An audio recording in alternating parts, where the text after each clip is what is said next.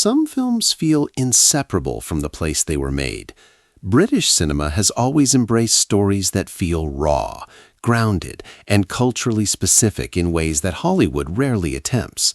Instead of chasing spectacle or massive budgets, these films focus on atmosphere, character, and the strange complexities of everyday life. They lean into regional accents, uncomfortable silences, and flawed protagonists who don't fit the mold of traditional heroes.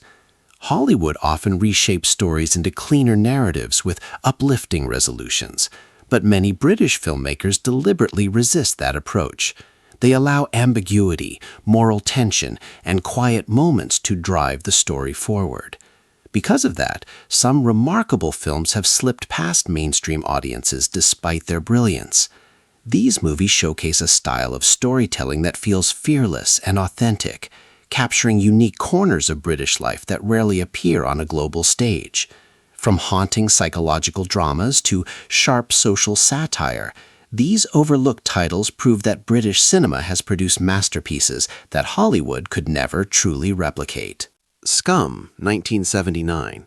Directed by Alan Clarke, Scum offers an unflinching look inside Britain's brutal juvenile detention system. The film follows a group of young offenders struggling to survive in an environment defined by violence, intimidation, and rigid hierarchy. Ray Winstone plays Carlin, a rebellious inmate who refuses to submit to the institution's corrupt authority. Clarke's documentary-style direction creates an atmosphere of stark realism, using handheld cameras and minimal stylization to immerse viewers in the harsh daily routines of the facility. The film sparked controversy upon release due to its graphic depiction of abuse and institutional failure. Rather than presenting the characters as simple victims or villains, Scum reveals how systemic cruelty shapes their behavior and worldview. Hollywood present dramas often build towards heroic escape attempts or moral redemption. Scum instead focuses on survival within a broken system, delivering a raw and unforgettable portrayal of power and vulnerability. The Ruling Class, 1972. Directed by Peter Madak, The Ruling Class is a wildly unconventional satire that dismantles the traditions of British aristocracy with dark humor and theatrical flair. Peter O'Toole stars as Jack Gurney, an eccentric nobleman who inherits his family's estate while believing he is the reincarnation of Jesus Christ. As his relatives attempt to cure his delusions to protect their social reputation, the story spirals into a surreal exploration of power, madness, and privilege. O'Toole's performance shifts effortlessly between charming innocence and terrifying intensity, making the character both hilarious and unsettling. The film blends musical sequences, biting political satire, and psychological drama in ways that defy traditional genre boundaries.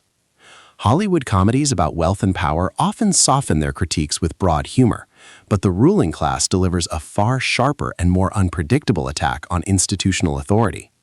Its daring tone and fearless performance make it one of the most unique films of its era. Performance, 1970.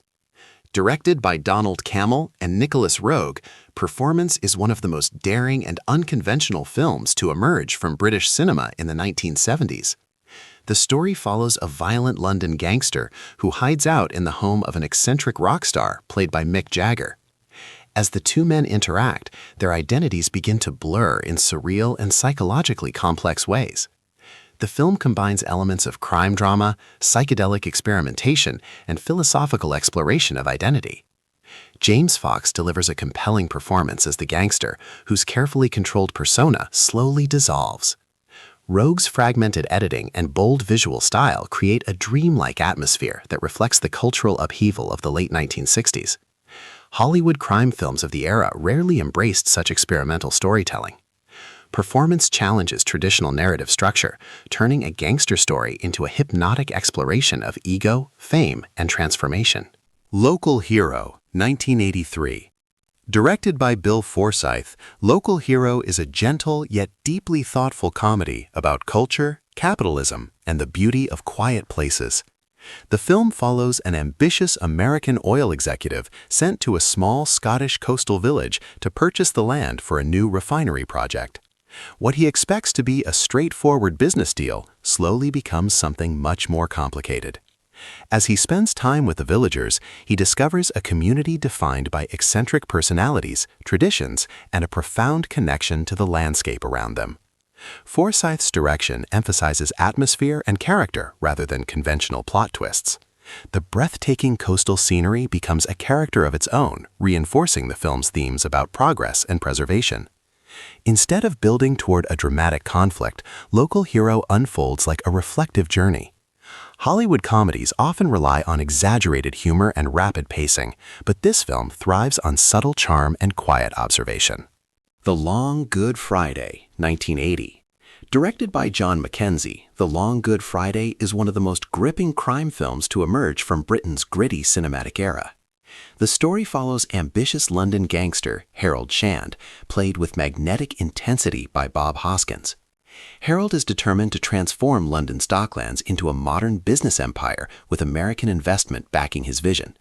However, as a series of mysterious attacks begins dismantling his operations, Harold realizes his carefully built empire is under siege.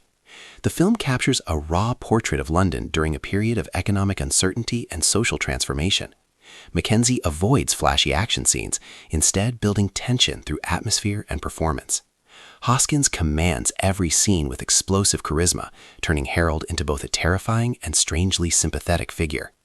Hollywood gangster films often romanticize crime, but this story emphasizes the fragility of power and the paranoia that comes with it. The final silent sequence remains one of the most unforgettable endings in British cinema. Get Carter, 1971. Directed by Mike Hodges, Get Carter stands as one of the most influential crime films ever produced in Britain.